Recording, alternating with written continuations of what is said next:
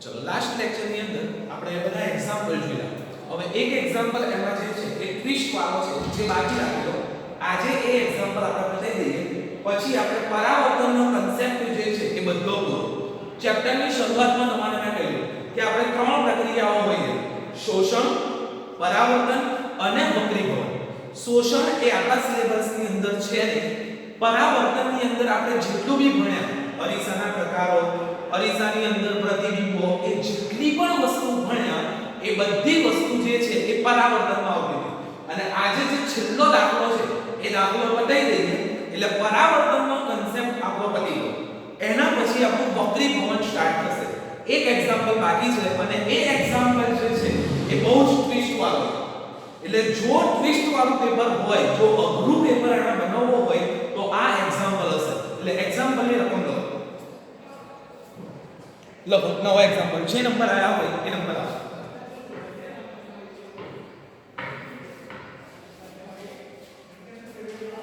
લખો, એક અંતર્ગોળ અરીસાની સામે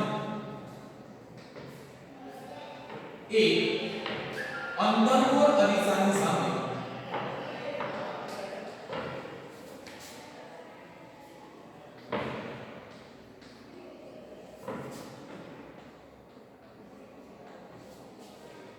10 સેમી અંતરે 10 સેમી અંતરે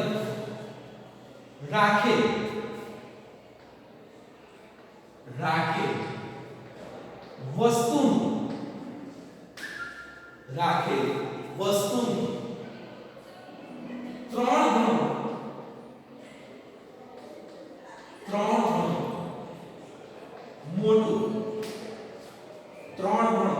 મોટું અલબત્ત વાસ્તવિક 3 ગણું મોટું વાસ્તવિક અને ઉલટું 3 ગણું મોટું વાસ્તવિક અને ઉલટું પ્રતિબિંબ આપે છે.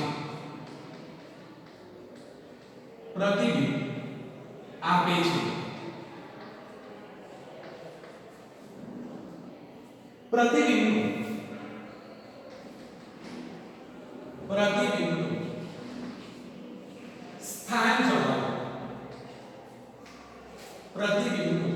સ્થાન જણાવો. દાખલો જે છે એ ટ્વિસ્ટ દાખલો છે. ચલો જે કરતા હતા એ પહેલા કરીએ. તો પહેલું આવશે ગિવન ડેટા. તો ગિવન ડેટાની અંદર આપણને અરીસાનો પ્રકાર હોવો જોઈએ. તો આપણી પાસે અરીસાનો પ્રકાર પહેલા જ આપી દીધો કે એક અંતર્ગોળ અરીસાની સામે. એટલે આપણને અરીસાનો પ્રકાર આપી દીધો કે અરીસો જે છે એ અંતર્ગોળ છે. તો પહેલા આપો ગિવન ડેટા.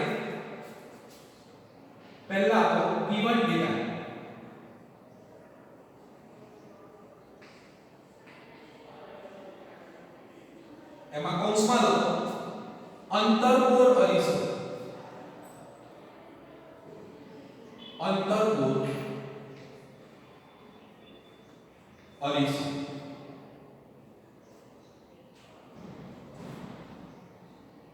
ચલો કઈ વસ્તુ આપેલી છે? અંતર્ગોળ અરીસાની સામે 10 સેમી અંતરે રાખેલ વસ્તુ. એટલે વસ્તુ જે છે એ 10 સેમી અંતરે રાખેલી છે. એટલે આપણને શું આપેલું છે? વસ્તુ અંતર આપેલું છે. અરીસાની સામે વસ્તુ 10 સેમી અંતરે રાખેલી છે. એટલે આપણને વસ્તુ અંતર આપેલું છે. અને વસ્તુ અંતર કેટલું છે આપણી જોડે? 10 સેન્ટીમીટર. તો પહેલા u વસ્તુ અંતર એટલે u બરાબર 10 સેમી. u બરાબર 10 સેમી. ચલો એના પછી 10 સેમી અંતરે રાખેલ વસ્તુનું 3 ગણું મોટું વાસ્તવિક અને ઉલટું પ્રતિબિંબ આપે છે. તો પ્રતિબિંબનું સ્થાન જણાવો. પ્રતિબિંબનું સ્થાન એટલે પ્રતિબિંબ અંતર થઈ. પ્રતિબિંબનું સ્થાન એટલે પ્રતિબિંબ એ અરીસાથી કેટલું દૂર છે. તો આપણને શું શોધવાનું કહે છે? પ્રતિબિંબનું સ્થાન એટલે પ્રતિબિંબ અંતર. એટલે આપણે v શોધવાનું. આપણે v જે છે એ શોધવો અંતર્ગોળ અરીસો આપેલો છે એટલે u v અને m ત્રણે ત્રણ વસ્તુ કેવી હોવી જોઈએ માઈનસ. હવે જણાવો આપણી જોડે u છે v મારે શોધવાનું તો મારી જોડે હજુ શું હોવું જોઈએ તો મારી જોડે f હોવો જોઈએ. જો મારી જોડે f હોય તો 1/f બરાબર 1/v પ્લસ 1/u એ સૂત્ર વાપરી શકું. આ સૂત્ર હું ક્યારે વાપરી શકું જ્યારે મારી જોડે f અને u બંને હોય તો વાપરી શકું. પણ અહીંયા જુઓ u છે મારી જોડે પણ f મારી જોડે નથી. આગળનો જે દાખલો હતો એની અંદર શું હતો આપણી જોડે f નતો પણ આપણને વક્રતા ત્રિજ્યા r આપેલી હતી. દાખલામાં ફરક સમજો પહેલા. દાખલો ગણવામાં તો બહુ ઈઝી છે પણ દાખલામાં ફરક સમજો કે જેથી તમારે ટ્વિસ્ટ કરીને ગમે તેવો દાખલો આવે તો આવડી જાય. આગળનો જે દાખલો હતો એની અંદર શું હતું આપણી જોડે ત્યાં પણ f નતો, ડાયરેક્ટ f આપેલો નતો પણ ત્યાં આપણને એક વસ્તુ આપેલી હતી વક્રતા ત્રિજ્યા r. તો આપણે ઇક્વેશન મૂકતા હતા કે r બરાબર 2f અને એના પરથી આપણે f શોધી કાઢતા હતા. અહીંયા આપણને વક્રતા ત્રિજ્યા પણ નથી આલી કે કેન્દ્ર લંબાઈ પણ નથી આલી, r બી નથી આલ્યો કે f બી નથી આલ્યો અને મારે v શોધવાનો છે એટલે આ ઇક્વેશન વપરાશે નહીં. સમજો આ જે ઇક્વેશન છે એ ઇક્વેશન વપરાશે નહીં પણ મને એક વસ્તુ આપેલી છે કે વસ્તુનું જે પ્રતિબિંબ છે એ કેટલું છે તો 3 ગણું મોટું આપેલું છે. વસ્તુનું જે પ્રતિબિંબ છે એ 3 ગણું મોટું આવેલું છે. મોટું, વાસ્તવિક અને ઉલટું. તો આપણે યાદ કરો વાસ્તવિક, ઉલટું અને મોટું તો એ શું કહેવાય પ્રતિબિંબનો પ્રકાર કહેવાય. વાસ્તવિક, ઉલટું અને મોટું તો એ શું કહેવાય પ્રતિબિંબનો પ્રકાર. તો પ્રતિબિંબનો પ્રકાર આપણે શોધવો હોય તો આપણે શું શોધતા હતા આગળના દાખલામાં યાદ કરો તો મોટવણી m શોધતા. આપણે જો વાસ્તવિક, ઉલટું અને મોટું એવું ડાયરેક્ટ તો લખતા નતા એના માટે આપણે શું શોધતા હતા મોટવણી શોધતા હતા. તો અહીંયા જુઓ મોટવણી આપણને આપી દીધી કે 3 ગણું મોટું. અહીંયા આપણને મોટવણી પહેલેથી આપી દીધી. આગળના બધા દાખલાઓ હતા એમાં આપણે ઇક્વેશન લેતા હતા m બરાબર -v/u, v મળ્યો u મળ્યો તો એના પરથી મોટવણી શોધતા હતા. એના પછી મોટવણી પરથી આપણે પ્રકાર લાવતા પ્રતિબિંબનો પ્રકાર લાવતા. પણ અહીંયા તમારે પ્રતિબિંબનો પ્રકાર આપી દીધો વાસ્તવિક, ઉલટું અને મોટું. કેટલું મોટું તો 3 ગણું મોટું. એટલે મને શું આપેલું છે મોટવણી આપેલી છે. મોટવણી મને કેટલી આપેલી છે 3 આપેલી છે. જો અહીંયા ટ્વિસ્ટ કરી નાખે અહીંયા એવું કે બમણો તો m બરાબર કેટલા રાઈટ 2 4 ગણું તો મોટવણી બરાબર 4 5 ગણું તો મોટવણી બરાબર 5 10 ગણું તો મોટવણી બરાબર 10. અહીંયા આપણને આપેલું છે કે 3 ગણું તો મોટવણી આપણી કેટલી થશે 3. તો m બરાબર 3. પણ m બરાબર 3 એ વસ્તુ ખરું પણ એના પછીથી આપણને આપેલું છે કે વાસ્તવિક અને ઉલટું. તો વાસ્તવિક અને ઉલટું પ્રતિબિંબ આપણને ક્યારે મળે જ્યારે મોટવણી આપણી ઋણ હોય. સમજો આ દાખલો કેમ ટ્વિસ્ટ કેમ અઘરો છે સમજો. અહીંયા આપણને એવું ખબર પડી ગઈ કે 3 ગણું છે એટલે મોટવણી મારી 3 છે. ચલો એ ખબર પડી ગઈ પણ એના પછી મને આપેલું છે કે પ્રતિબિંબ જે છે એ વાસ્તવિક અને ઉલટું છે. તો જો વાસ્તવિક અને ઉલટું હોય તો મોટવણી આપણી કેવી હોય ઋણ હોય. જો અહીંયા ટ્વિસ્ટ કરી નાખે તો વાસ્તવિક અને ઉલટું ના બદલે આભાસી અને ચત્તુ કરે તો આપણી મોટવણી થાય. જો આભાસી અને ચત્તુ હોય તો આપણી મોટવણી થાય. પણ અહીંયા આપણને કહે છે કે વાસ્તવિક અને ઉલટું તો આપણી મોટવણી કેવી આવશે ઋણ આવશે. એટલે m બરાબર કેટલો આવશે -3. હજુ પણ ઓછું ટ્વિસ્ટ કરી નાખે વાસ્તવિક અને ઉલટું એના બદલે આભાસી અને ચત્તુ આલે તો m બરાબર +3 આવશે. પણ અહીંયા વાસ્તવિક અને ઉલટું છે એટલે m બરાબર -3. ચલો મોટાવાળી મને મળી ગઈ m મને મળી ગયું તો આપણે હવે ડાયરેક્ટ m નું સૂત્ર મૂકી દઈએ. આમાં હવે અરીસાનું સૂત્ર મૂકીને કામ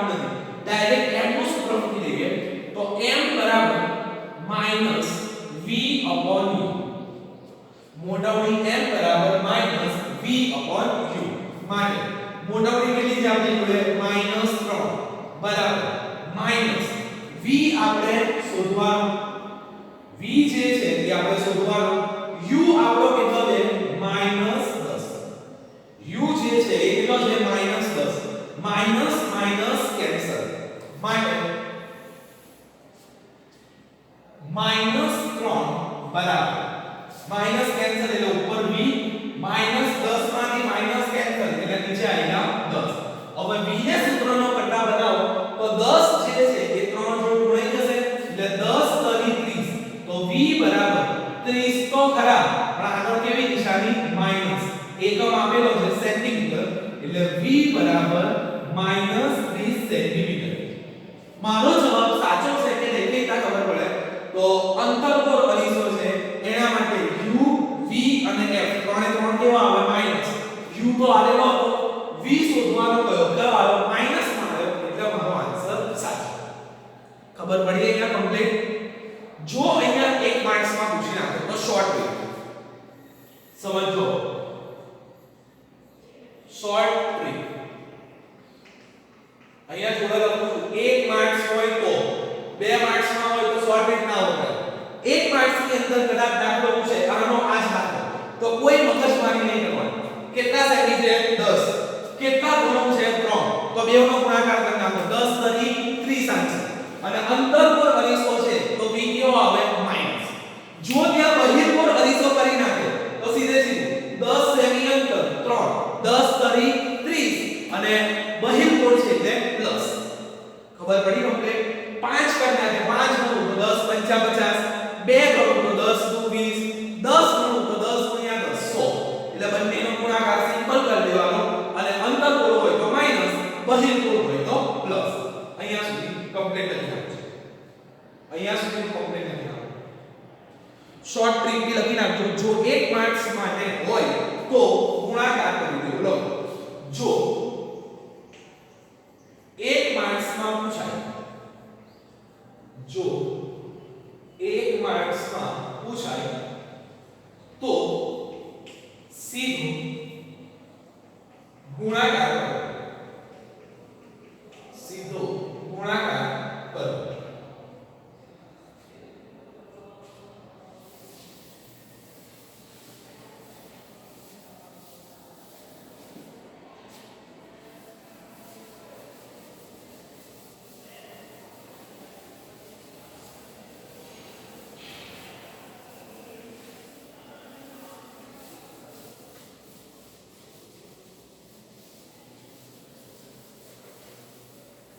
હવે તમારે આગળ જે છે એ 3 કે 4 વિડિયો છોડેલી સમતલ અરીસાના પ્રતિબિંબ છે કે સમતલ અરીસાનું જે પ્રતિબિંબ હોય એની ખાસિયત સમતલ અરીસા વડે રચાતા પ્રતિબિંબો તો એની અંદર તમારે 3 પોઈન્ટો લખેલા અને બીજા 2 પોઈન્ટો જે છે એ બાકી લખેલા હવે બીજા 2 પોઈન્ટો ચલી દઉં છું અને આ જે 2 પોઈન્ટો છે એ મોસ્ટ આઈએમપી એટલે યાદ રાખજો ચલો પહેલા જે 3 પોઈન્ટો છે એ યાદ કરી દઈએ તો પહેલો પોઈન્ટ હતો કે સમતલ અરીસા વડે જે પ્રતિબિંબ રચાય એ હંમેશા આભાસી અને ચત્તુ પ્રતિબિંબ મળે સમતલ અરીસા વડે રચાતું પ્રતિબિંબ હંમેશા આભાસી અને ચત્તુ હોય નંબર 2 વસ્તુ અંતર અને પ્રતિબિંબ અંતર બંને જે છે એ સમાન હોય હવે આપણને ખબર પડી ગઈ વસ્તુ અંતરને શાના વડે દર્શાવાય u વડે અને પ્રતિબિંબ અંતરને શાના વડે દર્શાવાય v વડે તો વસ્તુ અંતર અને પ્રતિબિંબ અંતર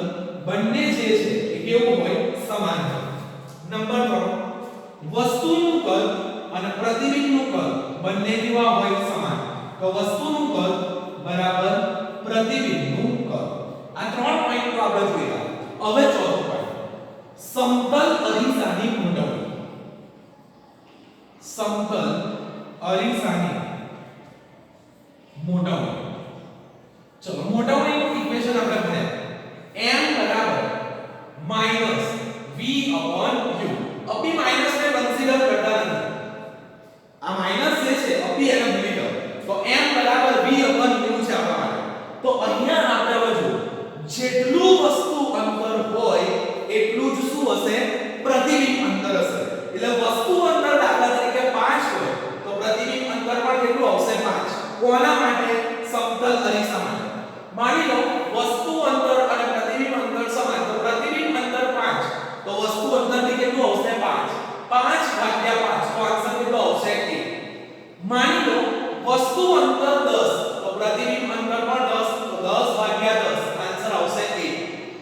વસ્તુ અંતર 100 તો પ્રતિબિંબ અંતર પણ 100 તો 100 ભાગ્યા 100 તો આન્સર આવશે 1 એટલે ઇન શોર્ટ અહીંયાથી આપણે એક પોઈન્ટ મળે કે સમતલ અરીસાની જે મોટવણી છે એ હંમેશા કેટલી થશે 1 થશે સમતલ અરીસાની મોટવણી જે છે એ હંમેશા કેટલી થશે 1 થશે મોસ્ટ આઈએમપી બોર્ડની અંદર 3 વખત પૂછાઈ ગયેલો છે કે સમતલ અરીસાની મોટવણી બરાબર ખાલી જગ્યા સમતલ અરીસાની મોટવણી બરાબર ખાલી જગ્યા બોર્ડની અંદર 3 વાર પૂછાઈ ગયેલો છે તો સમતલ અરીસાની મોટવણી આન્સર કેટલો આવશે 1 આવશે સમતલ અરીસાની મોટવણી કેટલી આવશે 1 આવશે અને પાંચમો પોઈન્ટ આ ડાયરેક્ટ યાદ રાખજો કેમ કે બહુ ડીપમાં જવાની જરૂર નથી છેલ્લો પોઈન્ટ આવશે અહીંયા કે સમતલ અરીસાની કેન્દ્ર લંબાઈ બરાબર અનંત બે પોઈન્ટ યાદ રાખવા પડશે સમતલ અરીસાની મોટવણી કેટલી 1 સમતલ અરીસાની મોટવણી કેટલી 1 અને સમતલ અરીસાની કેન્દ્ર લંબાઈ કેટલી અનંત બેઓ મિક્સ ના થાય મોટવણી કે તો 1 અને કેન્દ્ર લંબાઈ કે તો અનંત આટલું યાદ રાખો સમતલ અરીસાની મોટવણી 1 અને કેન્દ્ર લંબાઈ કેટલી આવશે અનંત એટલે જે પેલી જગ્યા છોડેલી એની અંદર ચોથો પોઈન્ટ હતો 3 પોઈન્ટ તો લખાયેલા ચોથો પોઈન્ટ એમાં લખ્યો સમતલ અરીસાની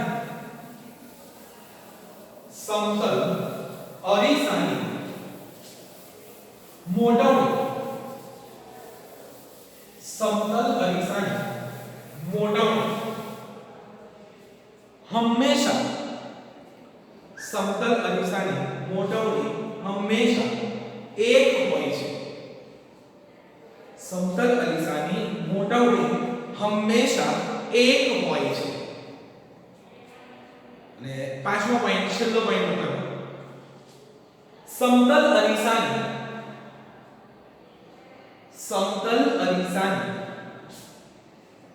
કેન્દ્ર લંબાઈ સમતલ અરીસાની કેન્દ્ર લંબાઈ અનંત હોય છે સમતલ અરીસાની કેન્દ્ર લંબાઈ અનંત હોય છે ચોપડો બંધ કરો પરાવર્તન અવપૂર્વ હવે નવી થિયરી આપણે વક્રીભવન સમજી લેજો વક્રીભવન કોને કહેવાય એવું સમજો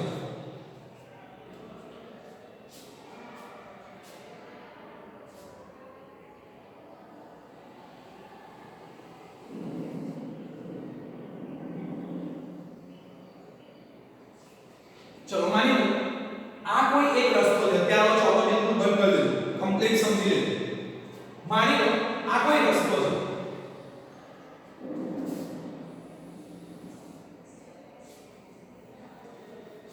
આ રસ્તાની જે વચ્ચે છે એ તમારું બમ્પ છે માની લો ઢાળ છે આ બમ્પ છે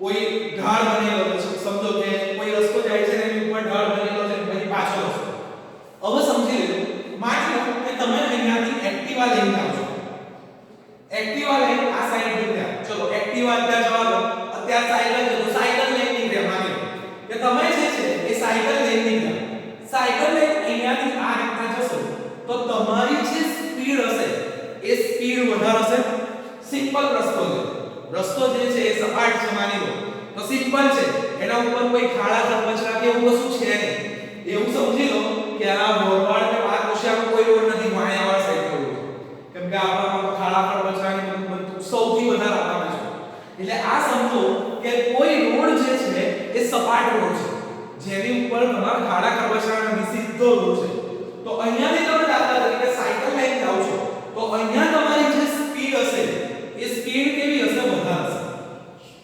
સ્પીડ જે છે એ વધુ હશે જેવા તમે બમ્પ પકડાવશો એટલે દાખલા તરીકે જેવા તમે અહીંયા બમ્પ પકડાયા તો બમ્પ પકડાવશો એટલે શું કરશો તમે બ્રેક મારશો બમ્પ પકડાવશો એટલે શું કરશો તમે બ્રેક મારશો બ્રેક મારશો એટલે સ્પીડ શું થશે તમારી ઘટશે સ્પીડ જે છે એ તમારી શું થશે ઘટશે અને બીજું શું થશે એ સમજો દાખલા તરીકે માની લો કે અહીંયા તમે સાયકલ લઈને જતા હો તો આગળનું જે વ્હીલ છે એ વ્હીલ તમારું જે સીધી રેખામાં જતું એ થોડું વળશે.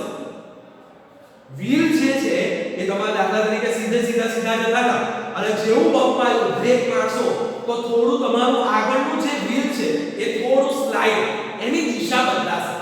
જે સીધા જતા હતા એના કરતાં થોડું વળશે.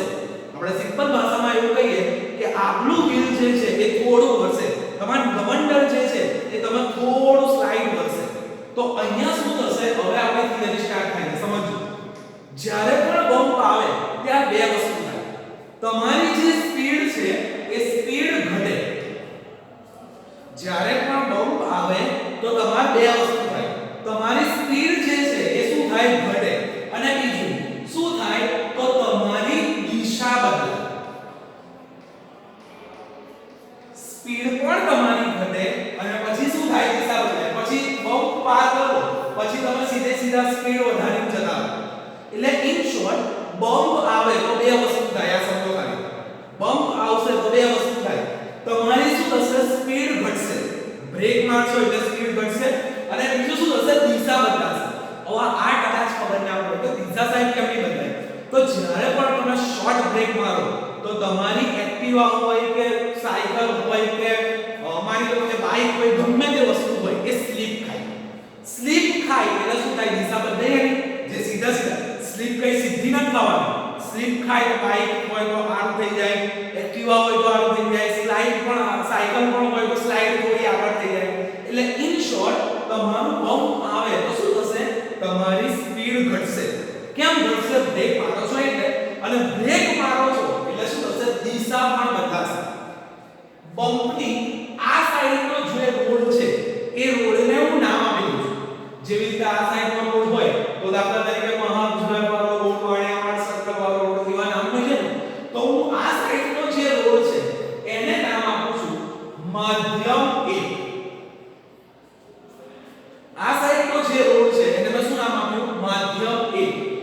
આ સાઈડનો જે રોડ છે એને હું શું નામ આપું છું? મધ્યમ 2. આ માની લો કોઈ છોકરો છે.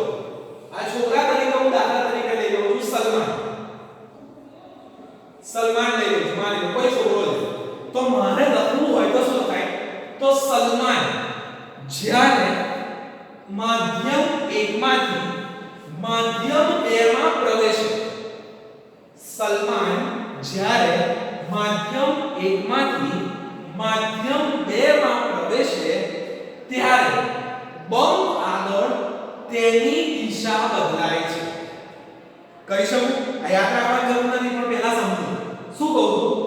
સલમાન માધ્યમ 1 માંથી માધ્યમ 2 માં પ્રવેશે ત્યારે બમ્પ આગળ તે વાંકો વળે છે. દિશા બદલાય એટલે તે શું થશે? વાંકો વળે છે.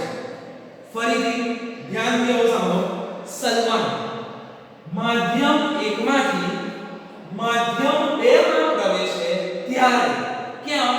તો બમ્પ આગળ શું થાય છે? વાંકો વળે છે. સ્પીડ તો ઘટે છે પણ બીજું શું થાય છે? વાંકો વળે છે. સ્પીડ ઘટે એ આપણે બહુ જોવાની જરૂર નથી પણ આપણા માટે અગત્યનું શું છે? એની દિશા બદલાય છે. એ વાંકો વળે છે. હવે આપણે થિયરી સ્ટાર્ટ. હવે સમજો. આ જે સલમાન છે એને હું નામ આપું છું પ્રકાશનું કિરણ.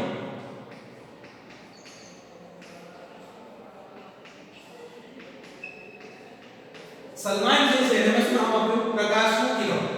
ચલો આ બધું કામનું નથી. લેને જવાબ. આ બમ્પ છે તો આ બમ્પ શું કરે છે એ સમજો.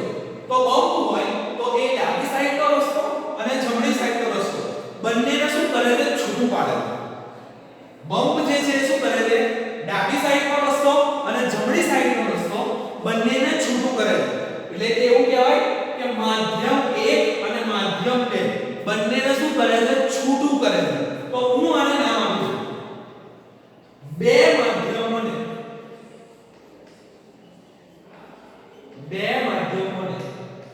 છૂટી પાડતી સપાટી. બે માધ્યમોને છૂટી પાડતી સપાટી. કેમ કે એ શું કરે? માધ્યમ 1 અને માધ્યમ 2 બંનેને શું કરે છે? છૂટા કરે. હવે આખું વ્યાખ્યા લખો છો તો શું લખાશે? સલમાનના બદલે શું આવી ગયું? પ્રકાશનું કિરણ. તો જુઓ પ્રકાશનું કિરણ જ્યારે એક માધ્યમમાંથી બીજા માધ્યમમાં પ્રવેશે, પ્રકાશનું કિરણ જ્યારે એક માધ્યમમાંથી બીજા માધ્યમમાં પ્રવેશે ત્યારે બે માધ્યમોને છૂટી પાડતી સપાટી પર શું થશે? વાંકું વળે છે.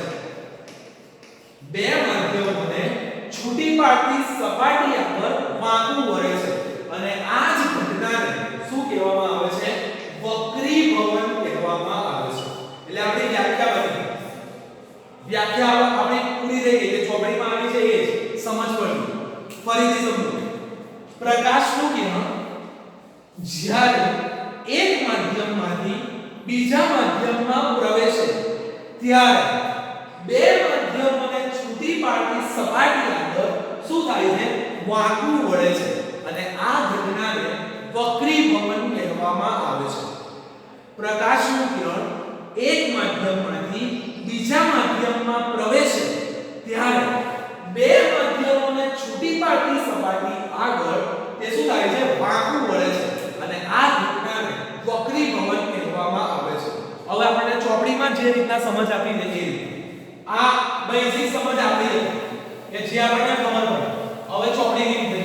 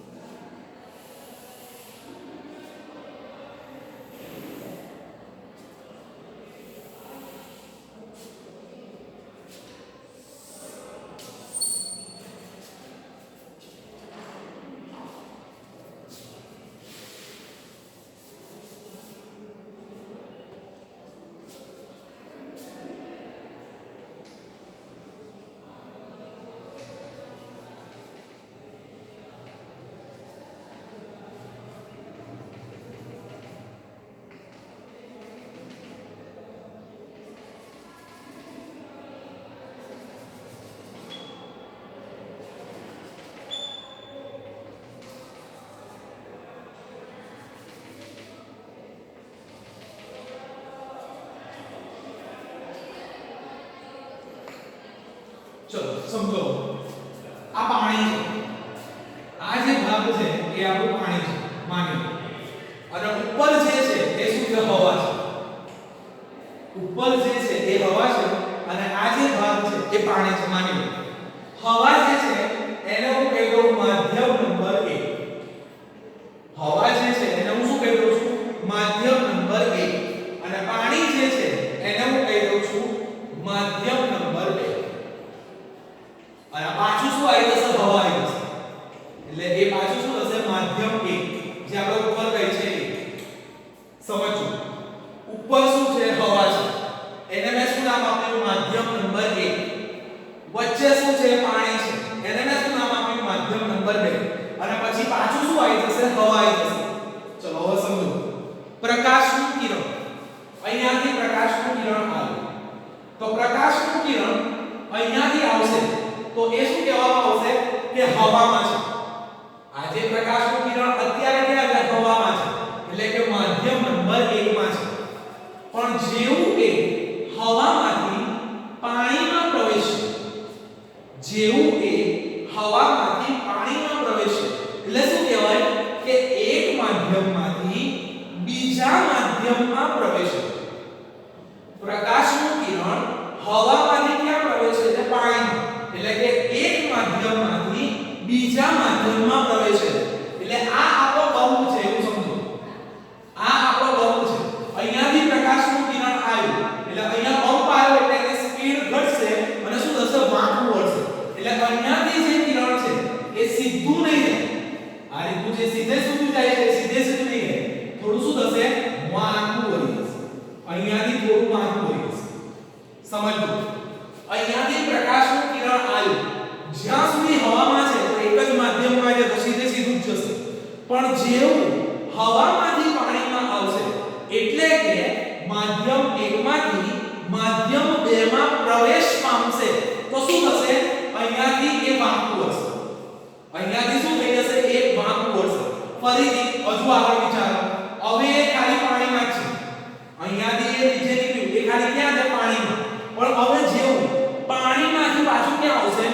હવામાં આવશે, પાછું પાણીમાંથી ક્યાં આવશે? હવામાં આવશે.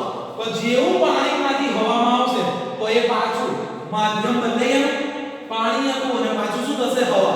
માધ્યમ બદલાશે એટલે શું થશે? પાછું એ વાહકું હશે. તો પાછું વાહકું કરી અને આ રીતનું થશે. પ્રકાશનું કિરણ અહીંયાથી આવે, જ્યાં સુધી હવામાં છે ત્યાં સુધી સીધે સીધું જશે. જેવું હવામાંથી પાણીમાં જશે એટલે શું થશે? વાહકું હશે. એટલે જો પાણી ના હોત તો એ સીધે સીધું આ રીતના જાય, પણ અહીંયા પાણી આવ્યું એટલે એ વાહકું બની ગઈ. જ્યાં સુધી પાણીમાં છે ત્યાં સુધી એ સીધે સીધું જશે. જેવું પાણીમાંથી હવામાં આવ્યું પાછું શું થશે? વાહકું હશે. એટલે પાછું વાહકું બન્યું. કમ્પ્લીટ ખબર પડી ગયા? ચલો નામ આપી દો. આ શું છે? તો પ્રકાશનું કિરણ છે. પ્રકાશનું કિરણ. પ્રકાશનું કિરણ વ્યાખ્યા બને. પ્રકાશનું કિરણ એક માધ્યમમાંથી બીજા માધ્યમમાં પ્રવેશે ત્યારે આ શું છે? તો સપાટીને છૂટું પાડે. બે માધ્યમોને છૂટી પાડતી સપાટી. બે માધ્યમોને છૂટી પાડતી સપાટી. બે માધ્યમોને છૂટી પાડતી સપાટી. વ્યાખ્યા બનાવો. આકૃતિ દોરવાની છે વક્રીભવનમાં. વક્રીભવન પૂછાય તો આકૃતિ દોરવાની છે એટલે સમજજો. પ્રકાશનું કિરણ એક માધ્યમમાંથી બીજા માધ્યમમાં પ્રવેશે ત્યારે ક્યાં? તો બે માધ્યમોને છૂટી પાડતી સપાટી આવે. શું થાય છે? વાંકું વળે છે અને આ ઘટનાને પ્રકાશનું વક્રીભવન કહેવામાં આવે છે. તમારે એક્ઝામ્પલ આપો એટલે કમ્પ્લીટ ખબર પડશે.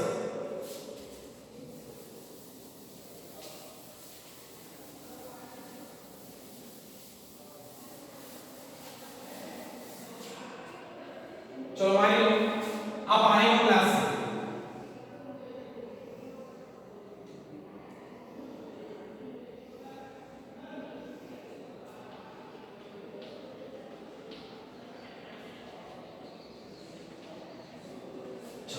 પાણીનો જે ગ્લાસ છે એની અંદર તમે પેન્સિલ અથવા તો કોઈ લોખંડનો સળિયો અથવા તો પેન એટલે કે કોઈ લાંબી જે વસ્તુ છે એ તમે એની અંદર ડુબાડો તો તમને શું લાગે છે? કે પેન્સિલ જે છે એ વચ્ચેથી કપાઈ ગયેલી હોય એવું લાગે છે. પેન્સિલ જે છે એ વચ્ચેથી શું હોય? કપાઈ ગયેલી હોય એવું લાગે. એનું કારણ શું છે? તો વક્રીભવન. તમે લોકો એવું કહો ને કે ગણિત શીખીને શું કામ છે? વિજ્ઞાન શીખીને શું કામ છે? ભાઈ જેટલું બી છે ને ગણિત વિજ્ઞાનને લીધે છે. જેટલું બી અત્યારે ભૌતિક સુખ સગવડ છે એ બધું ગણિત અને વિજ્ઞાનને લીધે જ છે. પણ એ ક્યાં એપ્લાય કરવાનું એ આવડવું જોઈએ. હવે આની અંદર સમજો. જ્યાં સુધી પેન્સિલ જે છે દાખલા તરીકે પેન્સિલ, હવે પેન્સિલની આકૃતિ જેવી આવે એવી ચલાવી લો. આ માની લો પેન્સિલ. જ્યાં સુધી પેન્સિલ હવામાં છે આ હવા કહેવાય અને આ પાણી. એટલે હવા જે છે એને હું માધ્યમ નંબર 1 કહું અને પાણી જે છે એને શું કહું? માધ્યમ નંબર 2. તો જ્યાં સુધી હવામાં છે એ સીધે સીધું દેખાશે. પણ જેવું તમે હવામાંથી પેન્સિલને પાણીમાં લઈ જશો એટલે શું થશે? માધ્યમ બદલાશે. હવામાંથી પાણીમાં લઈ જશો તો શું થશે? માધ્યમ બદલાશે. તો આ દાખલા તરીકે બે માધ્યમોને છૂટી પાડતી સપાટી છે. તો અહીંયાથી શું થશે? પેન્સિલ જે છે એ વળી જશે. અહીંયાથી જે પેન્સિલ આ રીતની આવવી જોઈએ આ રીતે નહીં આવે. શું થશે? થોડી વળી જશે. એટલે પેન્સિલ જે છે એ અહીંયાથી પાછળનો ભાગ આવો હશે અને પછીનો ભાગ જે છે એ આ રીતનો હશે. એટલે પેન્સિલ જે છે એ વળી જશે. જે આગળ આપણે જોઈએ કે પેન્સિલ જે આગળનો ભાગ છે એ વળી જશે અને વળી ગયેલો હોય એટલે તમને એવું લાગે કે અહીંયાથી જે મારી પેન્સિલ છે એ શું થઈ ગઈ છે? તૂટી ગઈ. ઝૂમ કરીને દેખાડો આપો.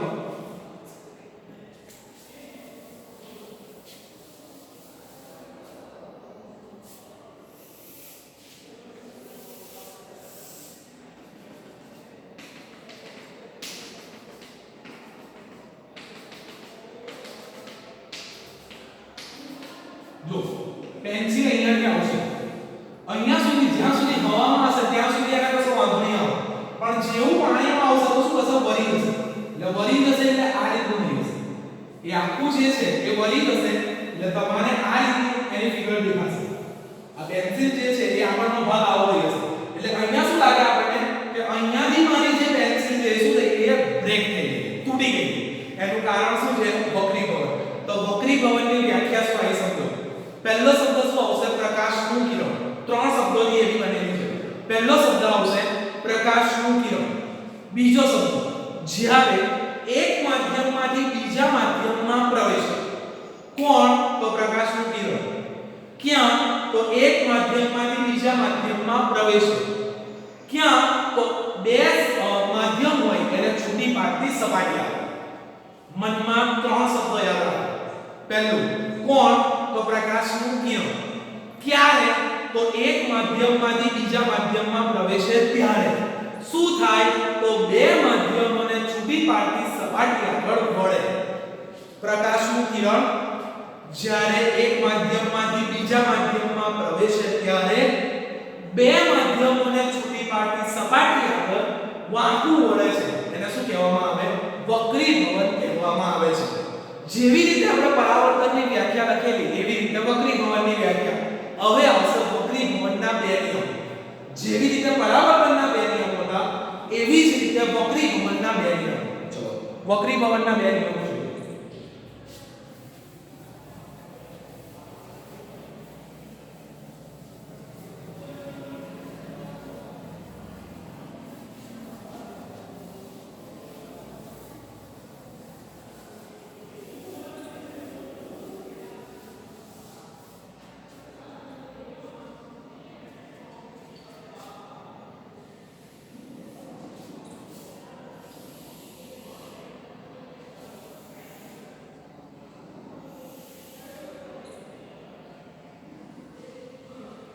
જો આ દાખલા તરીકે કોઈ માધ્યમ ઉપર એક હવા આ માધ્યમ A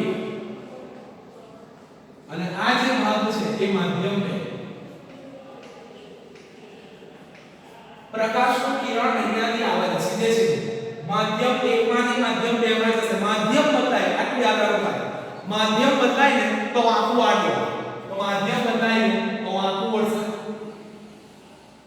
સીધે સીધું આવે પાછું માધ્યમ બદલાય તો પાછું આખું વળશે એટલે સીધે સીધું આવે એટલે ઉપરથી સીધે સીધું આવશે પછી વળશે પછી સીધે સીધું પછી વળશે ચલો આ પ્રકાશનું કિરણ જે છે એ શું થાય છે તો આ તમારું શું થશે તો આ થશે આપાત કિરણ આ તમારું શું થશે આપાત કિરણ જે આપાત થાય એને કહેવામાં આવે આપાત કિરણ આ આપાત કિરણ શું થશે વાંકું વળે છે એટલે વક્રીભવન પામશે વાંકું વળે છે એટલે શું કહેવામાં આવે વક્રીભવન પામે તો આ જે કિરણ છે એને કહેવામાં આવે વક્રીભૂત કિરણ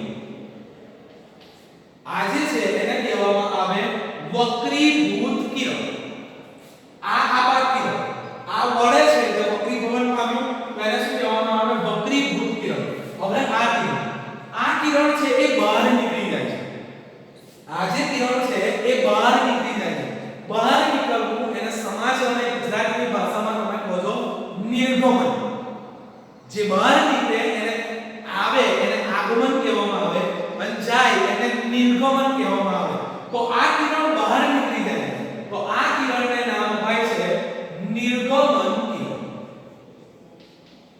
આ જે છે એને નામ અપાય છે નિર્ગમન કિરણ પહેલું આવ્યું આપાત કિરણ એ વળે છે એટલે શું કહેવાય વક્રીભવન એટલે વક્રીભૂત કિરણ પછી એ બહાર નીકળી જાય છે બહાર નીકળે છે તેને શું કહેવાય નિર્ગમન કિરણ આ જે પોઈન્ટ છે એને કહેવામાં આવે આપાત બિંદુ એ તો આપણે જોઈ ગયા જે બિંદુએ આપાત થાય એને શું કહેવામાં આવે આપાત બિંદુ એ હંમેશા આપણે શું જોતા હતા સીધી લાઈન જોતા હતા યાદ હોય પરાવર્તનમાં આપણે કરતા હતા પરાવર્તનના નિયમોમાં યાદ કરો આ રીતનું આવતું આપાત કિરણ તો આપાત બિંદુ આપણે અહીંયાથી એક સીધી લીટી જોતા હતા બસ એ જ વસ્તુ આપાત બિંદુએ સીધી લીટી દોરો તો આનું હવે નામ શું અપાય એ સમજો તો આપાત બિંદુ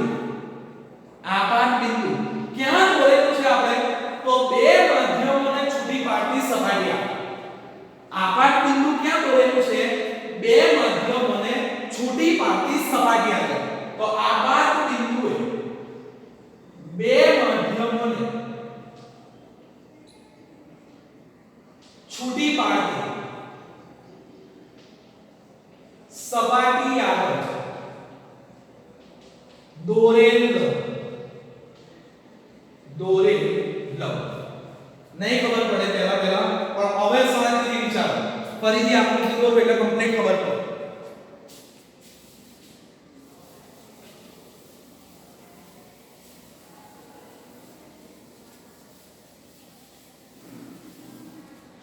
चलो एक चौरस बॉक्स दो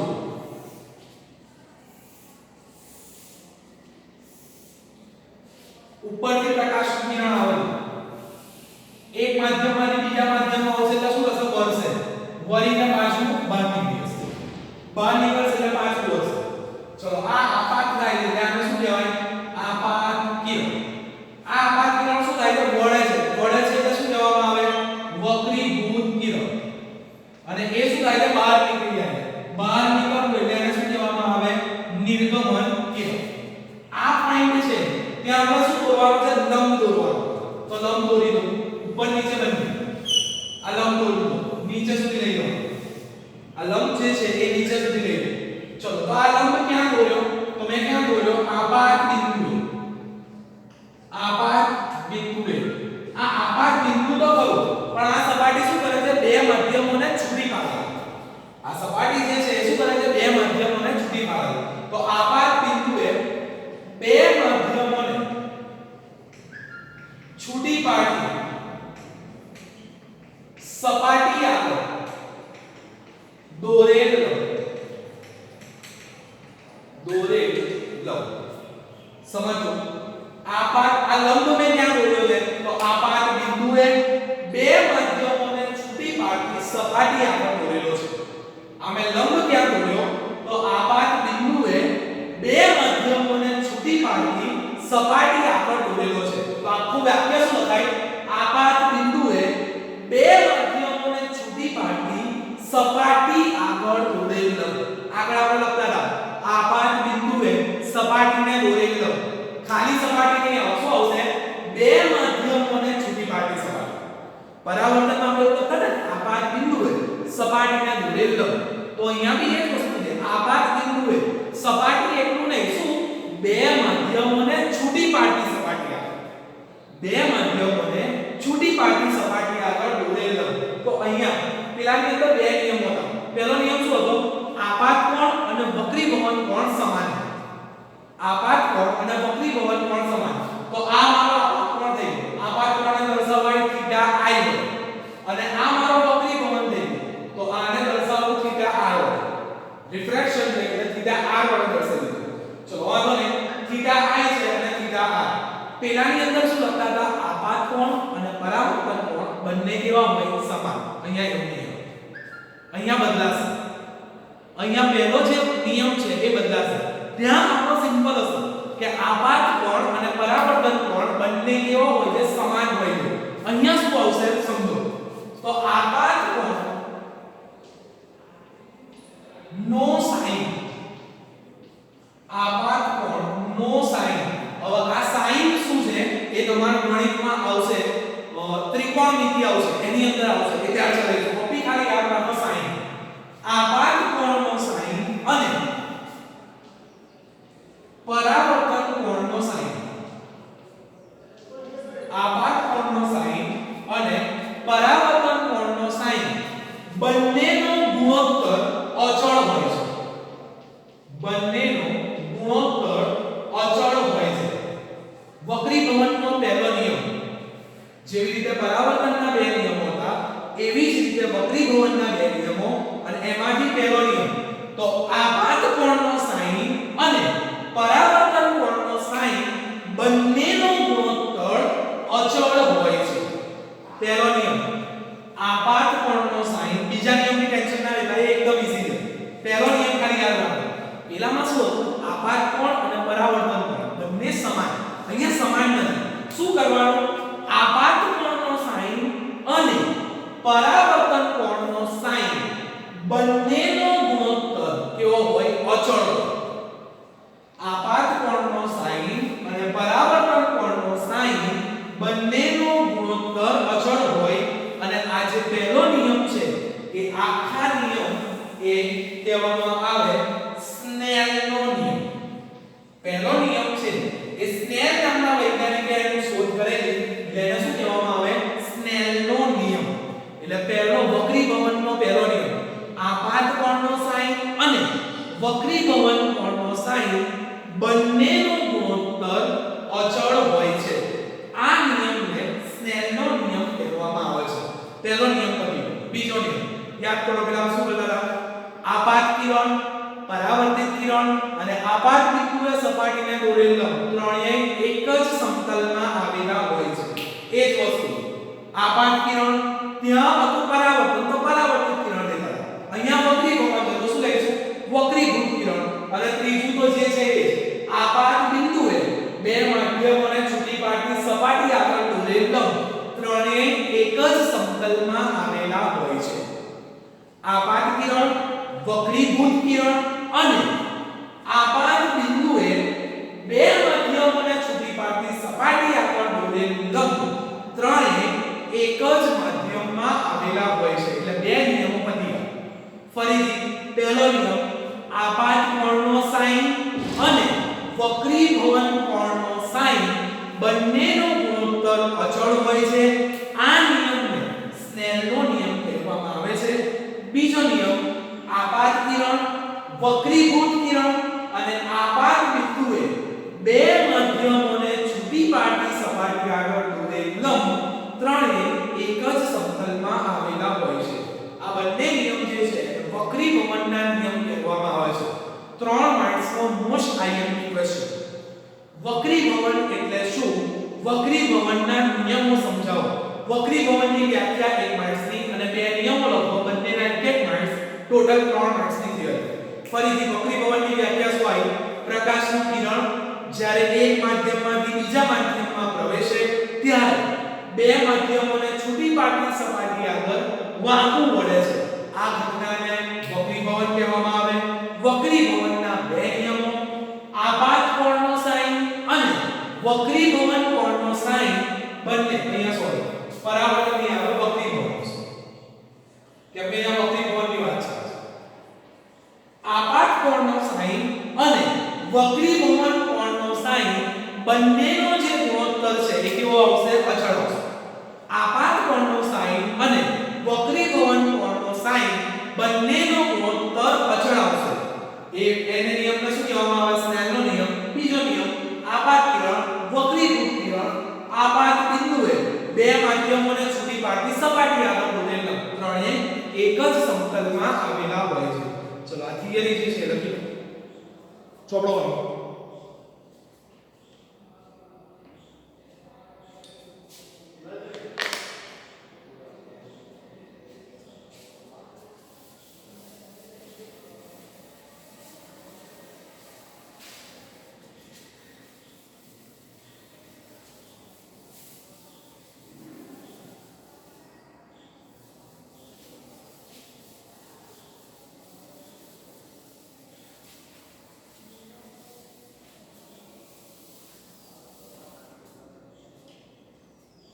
લખો.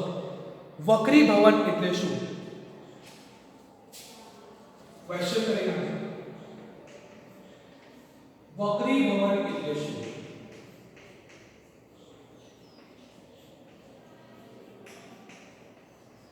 વક્રીભવન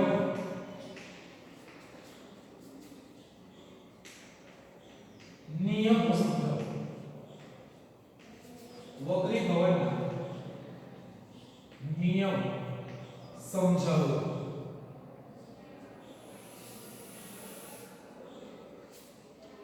પહેલા વક્રીભવનની વ્યાખ્યા.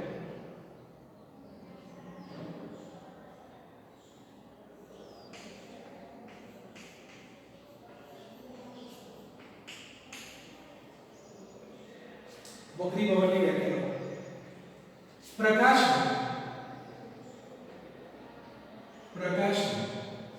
ત્રાંસુ કિરણ પ્રકાશ ત્રાંસુ કિરણ જ્યારે આ ત્રાંસુ ક્યાં ખબર પડી આકૃતિમાં બધામાં ત્રાંસુ હતું એટલે ત્રાંસુ હતું. પ્રકાશનું ત્રાંસુ કિરણ જ્યારે એક માધ્યમમાંથી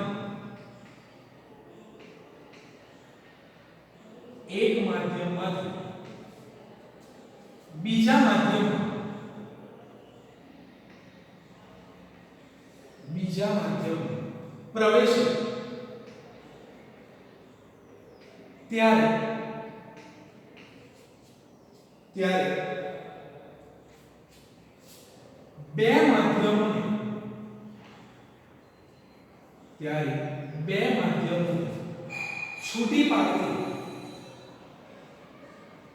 બે માધ્યમોને છૂટી પાડતી સપાટી આગળ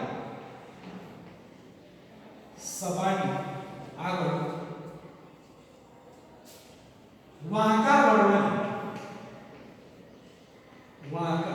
વળવાની ઘટનાને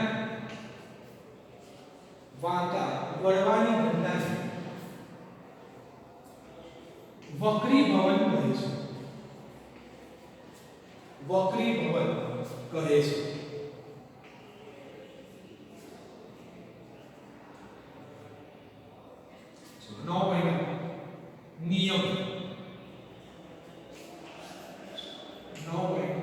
નિયમ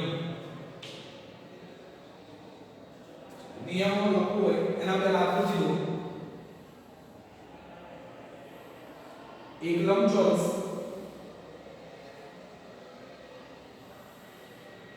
પ્રકાશનું કિરણ થોડું ત્રાસમાં પછી એને થોડું આંકવું આ કિરણ સીધું ના આવવું જોઈએ થોડું આંકવું આવવું જોઈએ કેમ કે લંબ દોરવાનું એટલે થોડું આંકવું આવે અને પાછું આ જે દિશામાં આંકવું એ જ દિશામાં પાછું આ જે દિશામાં આવ્યું એ જ દિશામાં પાછું આને નામ આપો આપાત કિરણ આ જે છે એને વક્રીભૂત કિરણ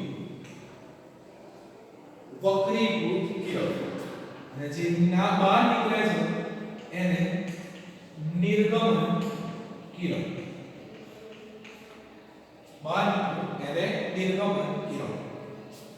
આ જે છે ત્યાંથી એક સીધી લાઈન લંબ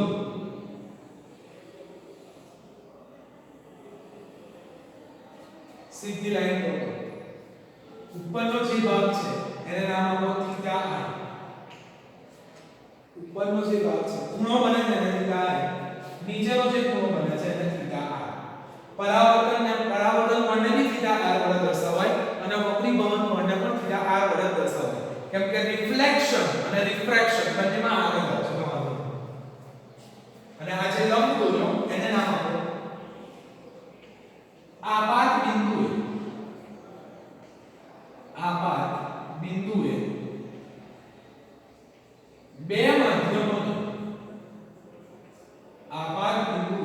બે માધ્યમોને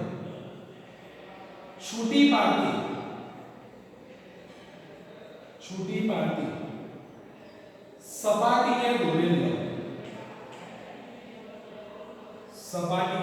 દોરેલ લંબ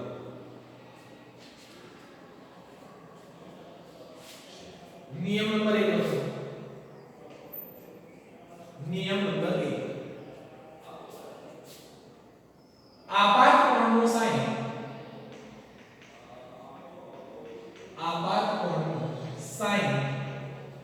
અને વક્રીભવન કોણનો સાઈન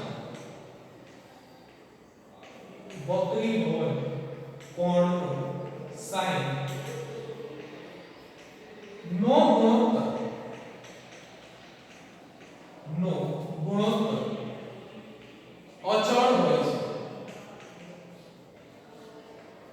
અચળ હોય છે આ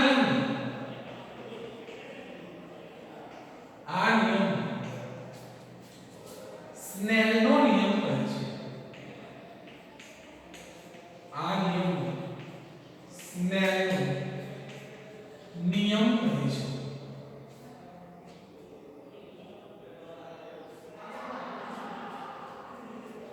લખો sin આપાત કોણ એટલે theta i sin theta i ગુણોત્તર એટલે ભાગાકાર sin વક્રીભવન કોણ એટલે થીટા i અને બંનેનો ગુણોત્તર કયો વડે અચળ એટલે sin થીટા i છેદમાં sin થીટા i બરાબર અચળ એટલે બોક્સ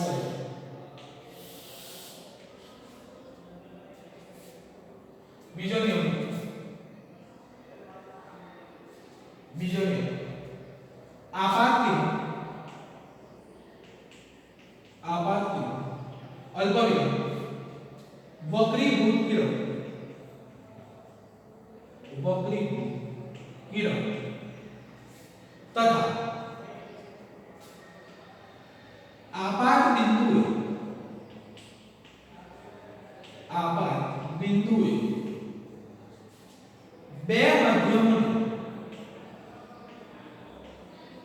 બે માધ્યમોને છૂટી પાડતી સપાટી આગળ દોરેલ લંબ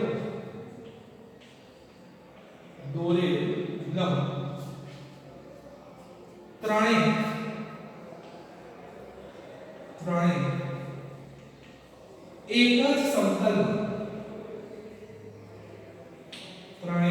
એક જ સમતલમાં આવેલા હોય છે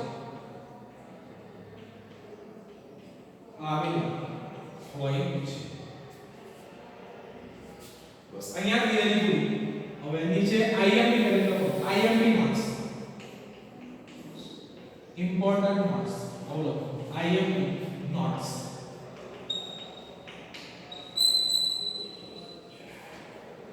લખો પહેલું પ્રકાશનું કિરણ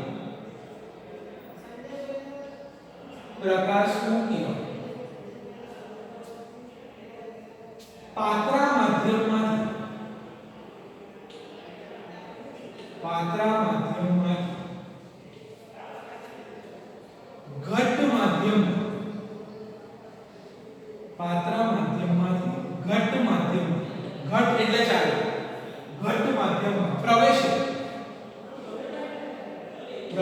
તો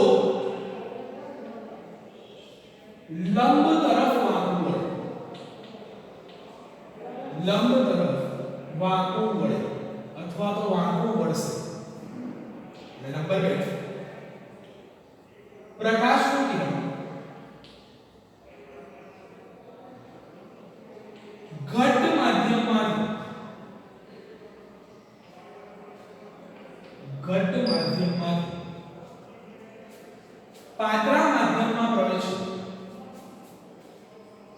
પાત્રા માધ્યમમાં પ્રવેશે તો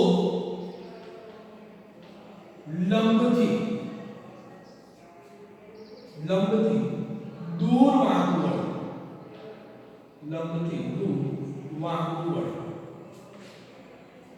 ચલો સમજો લંબથી દૂર અને લંબથી નજીક એટલે શું તો દાખલા તરીકે માની લો કે પ્રકાશનું કિરણ હવામાંથી પાણીમાં જાય છે તો હવા જે છે એ પાતળું માધ્યમ કહેવાય અને પાણી જે છે એ ઘટ્ટ માધ્યમ કહેવાય હવા પાતળી અને પાણી જાડું તો હવામાંથી પાણીમાં જાય છે એનો મતલબ શું થયો પાતળા માધ્યમમાંથી ઘટ્ટ માધ્યમમાં જાય છે તો જ્યારે પણ પાતળા માધ્યમમાંથી ઘટ્ટ માધ્યમમાં જાય તો લંબ તરફ વાંકું વળે એટલે લંબની નજીક જાય આ લંબ જે છે એની નજીક જાય પણ જ્યારે ઘટ્ટ માધ્યમમાંથી પાતળામાં પ્રવેશે એટલે જ્યારે પ્રકાશનું કિરણ પાણીમાંથી હવામાં જાય એટલે ઘટ્ટમાંથી પાતળામાં જાય તો એ શું થાય લંબથી દૂર જાય એટલે જો આખું આ કિરણ છે ને એ લંબથી નજીક આવે કેમ કે પાતળામાંથી ઘટ્ટમાં પણ પાણીમાંથી હવામાં તો ઘટ્ટમાંથી પાતળામાં જાય તો શું થાય લંબથી દૂર જાય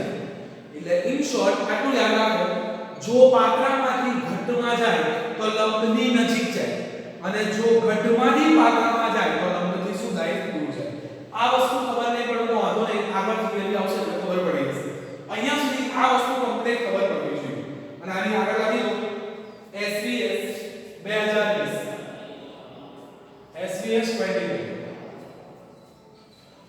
અહીંયા સુધી આવ્યા